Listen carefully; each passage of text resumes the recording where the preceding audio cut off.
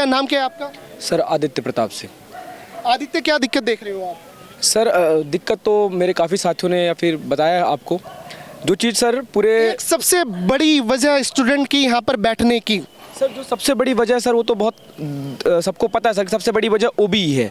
और सर दिल्ली विश्वविद्यालय हमसे ये कहता है कि हम आपकी सर 17 फरवरी को हमारे जो है डीयू ने एक नोटिस निकाला कि आपकी ऑनलाइन क्लासेस 17 फरवरी से शुरू हो जाएंगी। 10 तारीख को ये नोटिस आया था जहाँ तक मेरी जानकारी है, और 17 तारीख से हमारी ऑफलाइन कक्षाएँ शुरू हुई थी। सर 17 से लेकर के सर आज तक सर दिल्ली यूनिवर्सिटी का जो सर टीचर एसोसिएशन है, जितने हमारे टीचर्स हैं सर, ये होली के 4 दिन पहले से सर हड़ताल पर हैं। और सर 10 दिन का हमारा होली का ब्रेक था, उसमें भी हमारी छुट्टियां पड़ गई। आज भी सर ये लोग हड़ताल पर थे, कल तक भी सर इनकी एक हड़ताल चली थी। सर दिल्ली यूनिवर्सिटी का सर जो टीचर है सर, वो अपनी क्लासेस छोड़ छोड़ कर हड़ताल में चले जाते हैं ना सर। हमें हमारा जो मैक्सिमम ऑफ सिलेबस था वो ऑनलाइन मोड में कवर किया गया। जब हम दिल्ली विश्वविद्यालय आते तो पता चलता कोई टीचर ये कह रहा है भाई अब आपकी एक ही यूनिट बची है पढ़ाने के लिए। एक यूनिट सर एक महीने के अंदर करवा करके हमें फ्री कर दिया गया सर, और बाकी जो हमारी 3 से 4 यूनिट सिलेबस की थी वो हमारी ऑनलाइन मोड में चलाई गई हैं। तो दिल्ली विश्वविद्यालय से हमारी ये मांग है, दिल्ली विश्वविद्यालय प्रशासन से बार बार हम ये बात कर रहे हैं, और हर एक स्टूडेंट आपको यहाँ एक ही बात कहता हुआ मिल रहा है कि हमें ओबीई चाहिए। ओबीई सर कराने के पीछे सर इससे बड़ा तर्क एक विद्यार्थी क्या दे कि आप सर। और सर दूसरी बात, हमने सर ये प्रोटेस्ट दिल्ली विश्वविद्यालय का हर एक छात्र ने अपने दम पर यहाँ पर आया है। अभी आप देख रहे होंगे यहाँ सर हम भूख हड़ताल पर बैठे हैं, आपको लग रहा होगा कि यहाँ टेंट नहीं है, कोई व्यवस्था नहीं है, ना कूलर है, ना बिस्लरी की बोतल है। तो सर हम सर आम छात्र हैं जो कि मध्यम वर्ग परिवार, यहाँ सर लगभग छात्र मध्यम वर्ग परिवार से आते हैं। कोई किसान का बेटा है, कोई मजदूर का बेटा है, किसी के पिता नहीं है, किसी के अपने जो है कोरोना में चले गए सर, आज तक वो दिल्ली आ ही नहीं पाए। क्योंकि सर जब छात्र 17 फरवरी को दिल्ली विश्वविद्यालय के आता है दिल्ली, तो पीजी ओनर्स, फ्लैट ओनर्स हद से ज़्यादा इस स्तर पर उनसे किराया मांग रहे थे। मेरे कई सारे दोस्त थे सर जो वापस दिल्ली चले गए, उन्होंने बोला कि हम तब वापस आएंगे जब हमारी परीक्षाएं होंगी। तो सर दिल्ली विश्वविद्यालय की मैं मानना चाहता हूं सर, अगर आप नेशनल रैंकिंग देखें जो NIRF निकलती है दिल्ली विश्वविद्यालय, सर आपको टॉप 10 कॉलेजेस दिल्ली विश्वविद्यालय के कॉलेज मिलेंगे। लेकिन सर जब कोई फैसला लेने की बात आती है तो सर दिल्ली विश्वविद्यालय आपको सबसे पीछे मिलेगा। आज सर जब कोविड चल रहा था 2 साल के दौरान, कई बार ऐसी सम परिस्थितियां बनी जब विश्वविद्यालय खोला जा सकता था, लेकिन विश्वविद्यालय ने फैसला लेने में कोई रुचि नहीं दिखाई। कल आए थे एक ऑफिसर अंदर से बात कर रहे हैं, वो कहते हैं मुद्दा कोर्ट में है। सर मेरा सीधा सा सवाल है कि मेरा कल भी यही सवाल था, क्या दिल्ली विश्वविद्यालय की अपनी कोई स्वायत्ता नहीं है? कॉलेज खुलवाना होता है कोर्ट में, बच्चों को कोई चीज चाहिए कोर्ट में, आपको कुछ करना है कोर्ट में, ओबीई चाहिए कोर्ट में।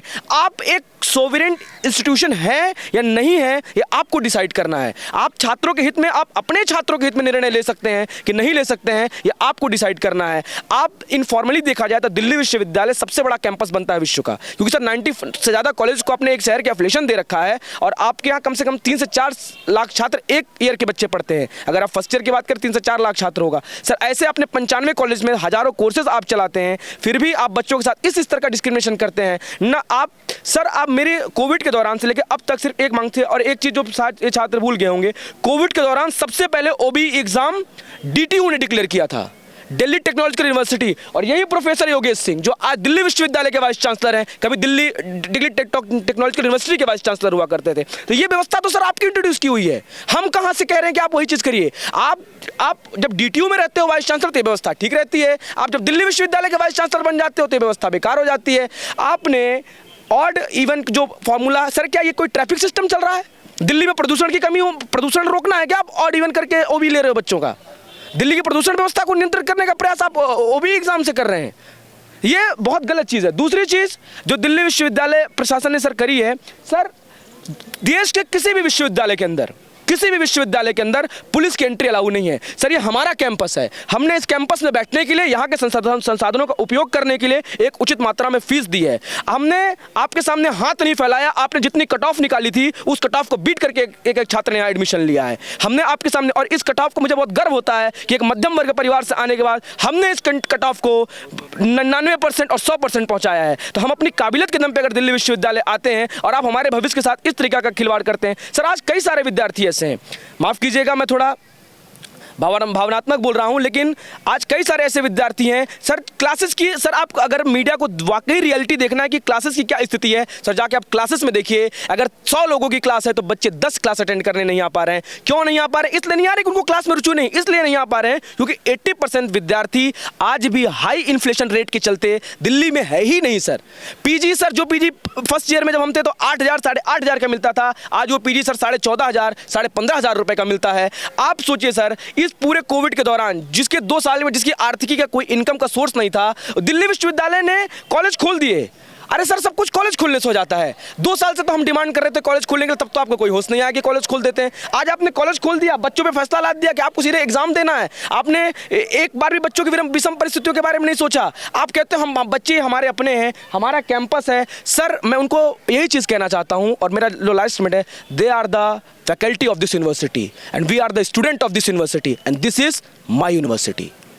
और ये हक दिल्ली विश्वविद्यालय का हर एक छात्र लेके जाएगा। और ये प्रोटेस्ट किसी भी छात्र संगठन का नहीं है। और आज छात्रों ने इस बात को साबित कर दिया पूर्णतः तौर पर कि छात्रों को उनकी आवाज़ रखने के लिए किसी भी राजनीतिक संगठन की कोई आवश्यकता नहीं है, कोई आवश्यकता नहीं है। 4 से 5,000 छात्र, मैं दावे के साथ कह सकता हूँ, दिल्ली विश्वविद्यालय का इतिहास उठा करके आप देख लीजिए, 4 से 5,000 छात्र, कोई भी छात्र संगठन नहीं कह सकता कि हमने किसी प्रोटेस्ट में इकट्ठा किए हों, कोई छात्र संगठन नहीं कह सकता है। तो लेकिन और इससे आज एक हमें नहीं पता कि हम इस मुद्दे में सफल होंगे नहीं होंगे, लेकिन हाँ, जो उम्मीद है, जो जज्बा हमारे दोस्तों ने बना करके रखा है, उससे लगता है कि हम बहुत जल्द ओबी लेके जाएंगे। लेकिन इससे एक जो संदेश ये जाएगा कि आगे से दिल्ली विश्वविद्यालय प्रशासन या देश का किसी भी यूनिवर्सिटी ये हिमाकत नहीं करेगा कि छात्रों के भविष्य के साथ कोई ऐसा फैसला लिया जाए। उनको ये लगता था कि छात्र हमेशा राजनीतिक संगठन के साथ आएंगे, छात्रों की आवाज़ राजनीतिक संगठन नहीं उठाएंगे तो कोई नहीं उठाएगा। छात्र अपनी लड़ाई सर आज खुद लड़ रहा है। और ये मैं माननीय प्रधानमंत्री जी से भी कहूंगा कि सर, दिल्ली में सर टॉप इंस्टीट्यूशंस हैं। आप जामिया मिलिया इस्लामिया देखिए, जवाहरलाल नेहरू यूनिवर्सिटी देखिए, दिल्ली विश्वविद्यालय देखिए, IIT दिल्ली देखिए। पिछले 3-4 सालों में ऐसा क्या हो रहा है कि दिल्ली में इंडिया के टॉप इंस्टीट्यूशंस के अंदर पुलिस डायरेक्ट एंट्री कर जा रही है,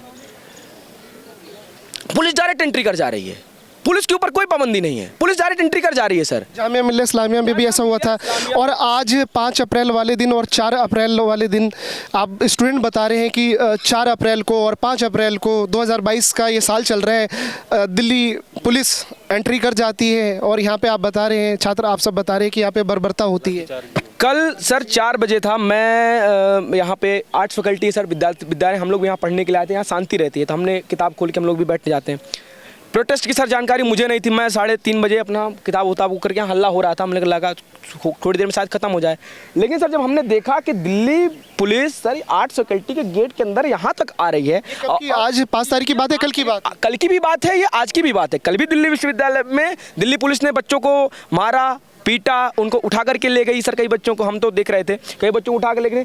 तब मुझे लगा कि नहीं, अगर ये सर हम पढ़ने लिखने वाले विद्यार्थी, हमें भी घर से प्रेशर होता है कि भाई प्रोटेस्टों में नहीं जाना है। अब लेकिन सर जब मैंने कल देखा कि हमारे ही दोस्तों को सर पुलिस मार रही है, एडमिनिस्ट्रेशन उन पर चढ़ रहा है सर। ये जो गार्ड गेट पर खड़े होते हैं, रक्षक करके कोई एजेंसी है इनकी जो वो कर रही है सर, कल ये गार्ड बच्चों को पकड़ रहे थे सर। ऐसा लग रहा था जैसे वो खुद पुलिस है सर। मतलब सिक्योरिटी एजेंसी और दिल्ली पुलिस में कोई फर्क नहीं रह गया है। मतलब आपने दिल्ली सर, ये स्तर दिखाता है कि दिल्ली पुलिस को कल इतनी मतलब संख्या कम पड़ गई कि उनको कॉलेज की जो एक सिक्योरिटी एजेंसी उसके सहारा लेने पड़ रहा है बच्चों को रोकने के लिए, बच्चों को डिटेन करने के लिए। सर कल वो गार्ड इस तरीके से बच्चों को पकड़ रहे थे, कईयों की शर्ट फटी, कईयों को कुछ सर वहाँ पे जो फेंसिंग है, वहाँ सर फेंसिंग है, एक लड़की सर पुलिस ने दौड़ाया सर। सबसे बड़ी बात सर, पिछले 3 सालों में सर मैं बहुत दुखी से कर रहा हूँ, एक देश के जागरूक युवा, एक hard working youth of this country, मैं एक बात कर रहा हूँ कि पिछले 2 से 3 सालों में आपने सर बहुत अच्छा किसी सरकार ने काम किया हो, मुझे उस पर कोई कमेंट नहीं करना है। किस सरकार ने कुछ भी किया हो, मुझे उस पर भी कोई कमेंट नहीं करना है। लेकिन सर जो विश्वविद्यालयों के अंदर पुलिस की डायरेक्ट एंट्री आपने करी है सर, बच्चों के पास वीडियो है, अगर मीडिया बात को दिखाना चाहता है और राष्ट्रीय स्तर का मीडिया हमसे संपर्क करना चाहता है, हम वीडियो देने के लिए तैयार हैं। दिल्ली सर ऐसा किस संविधान में, भारत संविधान में कहाँ लिखा है कि बच्चियों को डिटेन करने मेल पुलिस आएगी, महिलाओं को डिटेन करने सर मेल पुलिस आएगी? और मेल पुलिस मतलब क्या बोलते हैं बालिकाओं को दौड़ाएगी सर। और सर कल एक बच्ची का सर पैर टूट गया, वहाँ फेंसिंग से वो गिरी थी हमने उसके बाद में उठाया, बाद में इन लोगों ने वो किया। तो सर चाहे वो जेएनयू हो चाहे वो जामिया हो, लेकिन सर हाँ एक बात की गलीमत जो ये रही, कल दिल्ली विश्वविद्यालय को छात्रों ने दिल्ली पुलिस को ये संदेश मैसेज दिया और आज भी ये मैसेज देने का काम किया कि जामिया और जेएनयू नहीं है, ये दिल्ली विश्वविद्यालय है। अगर यहाँ पर पुलिस इस तरह के करेगी तो उसका अंजाम बहुत बुरा होगा। क्योंकि सर हम भी सर यहाँ लाठी खाने नहीं आए हैं, हम यहाँ पढ़ाई करने आए हैं। देश का यहाँ पे हर एक छात्र पढ़ाई करने आया है यहाँ उज्जवल भविष्य में। और सर एक संदेश जो हम हमेशा देते हैं आज हम वो भी देते हैं, कोई बात नहीं, आज हमारी फाइल आपके टेबल पर है, कल जब हम में से प्रशासन में होगा तो आपकी फाइल हमारे टेबल पे भी होगी, उस दिन कलम हमारे हाथ में भी होगी। इस बात का विशेष ध्यान रखा जाए। बहुत बहुत धन्यवाद सर। ये बहुत बड़ी बात निकल करके आई है इस युवा ने, और ये छात्रों का यहाँ पे एक आह्वान है कि आज हमारी फाइल को आपने अपने टेबल पे पेंडिंग कर दी है तो कलम हमारे हाथ में भी है और आगे भी भविष्य में कलम हमारे पास रहेगी, तो हम भी सोच करके चलाएंगे। क्या कहना है आपका?